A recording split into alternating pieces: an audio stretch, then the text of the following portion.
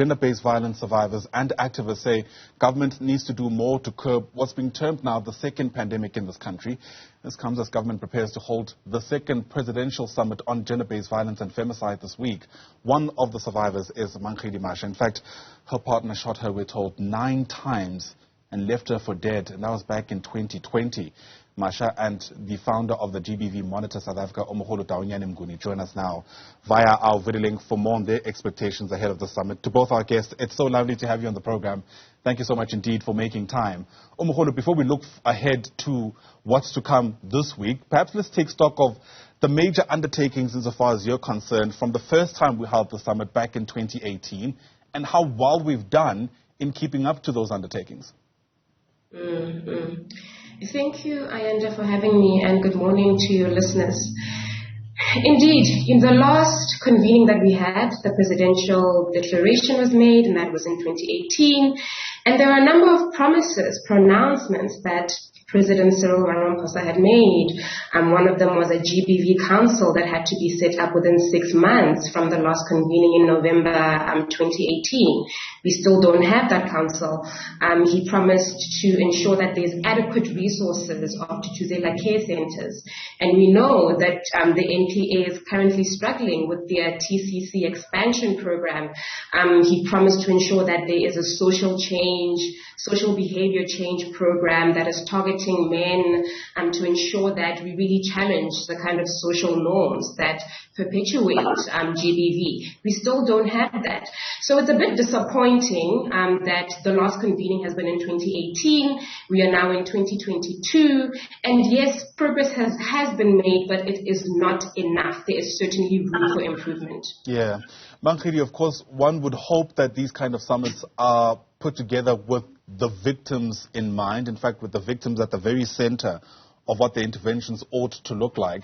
Before we gauge your expectations ahead of the second running of the presidential summit, can we take just time for you to share with us your story? I mentioned there briefly in our intro that you had to survive one of the worst ordeals anyone can think of, being attacked by your partner, being shot at 9 times. Yes, thank you, and good morning, everyone. Thank you for having me on your channel. My name is Mankhedi Masha. I survived 9 years in 2014 after he shot me 9 times and hurt himself. I was working as a traffic officer, and he shot me because he was having securities. Yes. Sure. All right. Apologies to our viewers. It seems that our connection to Mankhedi isn't the best. Hopefully we'll be able to get that right. Umkholi, in the meantime, let me come back to you. I mean, the obvious question is going to be how optimistic we can be this second time around that any kind of promises made will be kept in a context where there's literally unfinished business from the first time the summit sat in 2018. Yes, we really do have a lot of unfinished business with this particular summit. I mean, it's very clear that there hasn't been any kind of convening, any kind of coordinating and monitoring progress that has been done since 2018. So that is already a problem. But we're still optimistic that we're being convened in this manner. And it will be very interesting to really hear from the president what it is that he has been actively doing. Perhaps work has been done, but we simply don't know about it. But it will be very interesting to hear what it is that the presidency has been doing since the last convening to ensure that all the pronouncements that have been made are realized. Yeah. It will also be important to see how the presidency has been in coordination and communication, partnering, collaborating with civil society organizations. There were a number of demands that were made by the total shutdown movement, and that is exactly where we should start from. Yeah. I guess this also gives us an opportunity to measure expenditure against impact. All manner of programs, I imagine, were started back in 2018, and not all of them took off in the same ways, right? Part of the task this time around will be trying to amplify those programs that we feel are working. But I guess the question that comes up from that is, Are we able to track this? We are. You know, I don't want to spend too much time talking about what hasn't been done. So I'll talk about a very crucial development since the summit, and that is the establishment of the GBVF Response Fund. This is an organization that has been set up to target the private sector to raise funds so that we can see that grassroots organizations who are focusing on work in the communities to eradicate GBV are funded, are supported, because we know that GBV is happening in our homes, it is happening in rural and urban communities. So the GBVF Response Fund has been a very crucial introduction by the presidency, because this was launched by him, to really put his money where his mouth is, as many of us would say. So I think that particular fund will be at the center of really measuring all of these supposed 119 community-based organizations that have received funding to ensure that work is being done on the ground. Another development that has also come in since the summit is the establishment of the Women's Economic Assembly that targets economic empowerment of women. So that is one area that has been quite consistent in terms of the Women's Economic Assembly, and we can measure and monitor what has happened there. So we also have some GBV-related legislation that was enacted at the beginning of the year, which is also a crucial development in terms of fighting and eradicating this social ill. It's good to hear. Mankhedi, let me bring you back into the discussion. Hopefully we're able to hear each other better now. I wonder, given your experience, what you're hoping will be the focus of this year's summit?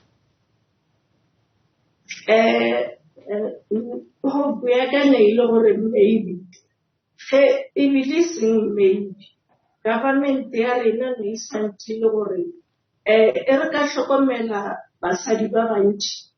ba ileng gore ba dutse ka gare ga metse, manyalo le di-relations tša go ba le GBV.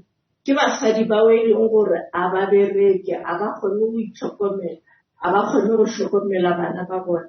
So nna ne ke re, how about government?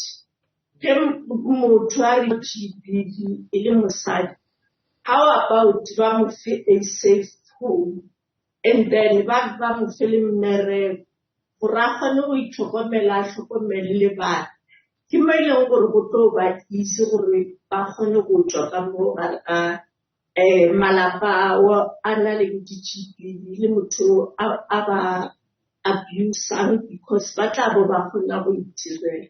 And gape ke bona government ya rena e sa dire enough, because le ga o ka ya police station wa bula case, what is the protection of, it's still the same, because motho sa to bua ga o to go bolaya o ntse o swere protection of.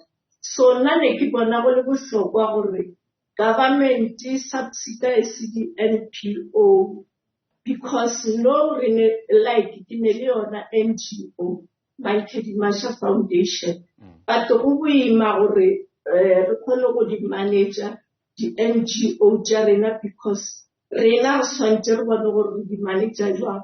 Ge o ya go kgopela di-funding ba go isha from pillar to post. Ne ba swantse ba be serious ka dilo tše e leng gore di bereka ka GBV, gore batho ba tle ba kgone go tswa ka mogare ga GBV, and le banna ba gona ba e leng gore ba ka gare ga GBV. As banna le basadi, one of those two mo gona ba le two. O mongwe o kgona go bolaya or a ba tšaeno e le ka lebaka la gore a itšhibeletša go o mongwe. So ke nagana gore ge ba ka ba fa di-safe home, ke mo e leng gore ke bona GBV ka solvera.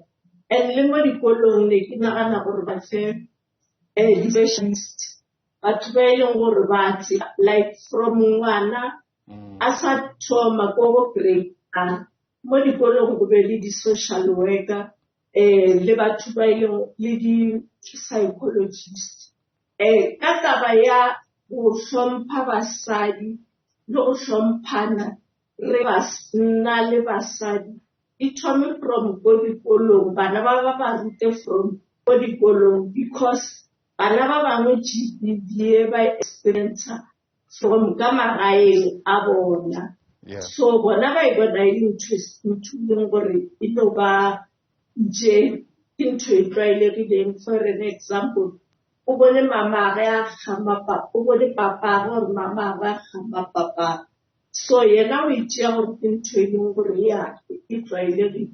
So tshwanetse bana ba assess menagano e sa le ba banyane from ko dikolong. So go botlhokwa gore re be le di-professional tse ko dikolong. Sekolo se sengwe le se sengwe se be le di-social worker le di-psychologist. Gore ba kgone go bana ba go. Yeah, without a doubt. You know, Omogolo, Mankhedi raises a few points which I was hoping to ventilate with you, but just your final bite of the cherry. So much has been said around focus, of course, on the girl child and protecting women, and those will obviously have their rightful place in all the discussions. But I wonder, given how much time has lapsed, whether you reckon enough time has been given to how we raise the boy child, and more specifically, ways to even hold men accountable in these kind of summits. This is such an important point, Ayanda, and thank you for raising it. And in fact, Mankhedi has already spoken to this. Social behavioral change programs. Too much of the public messaging, too much of the public discourse and narrative focuses on women, focuses on what women should not be doing, when in fact the problem should be targeted, and the problem in finding the solutions should be targeted towards men, should be targeted towards our boy children and our young adult men, because they are the perpetrators and potential perpetrators, because the statistics have shown us that is the case. So we definitely need to find a way, a heavily funded government program that really ensures that we have not only a 16 days campaign, we have a 365 days campaign. This is a message that should be harped on until we really start seeing the change in communities. We need to start getting to a place where we can have confidence in facts, that when I go and lay a charge, an arrest will be made, and this arrest will lead to a conviction. It is not fair that women go to the police station, they go through the public shaming, they go through the secondary trauma and having to relive what they have gone through, and yet we have a less than 8% conviction rate. These are some of the issues that need serious intervention, and the president really needs to show that GBV is a national crisis. In the same way that the COVID pandemic, we had all government departments diverting some of their budgets to ensure that we are prioritizing COVID-19. It's adequately resourced. There's a public messaging campaign. There's programs on the ground. All of these actions that were taken during the COVID-19 pandemic, they should be taken with the same kind of seriousness with GBV. And that is the problem that I think really can be solved. It is not something that is too difficult to solve. It is not a problem that is too big for government. It is possible, but at the center of it is funding. Fund the cause if you want to see the change that we envision for a better South Africa and a better future. Absolutely. Loud and clear. Omogolo Taunyane, thanks very much indeed for your time. She's the founder and executive director of GBV Monitor South Africa. Also joining us there is Mankhedi Masha, survivor of gender-based violence and an activist. To both our guests, once again, thanks very much indeed.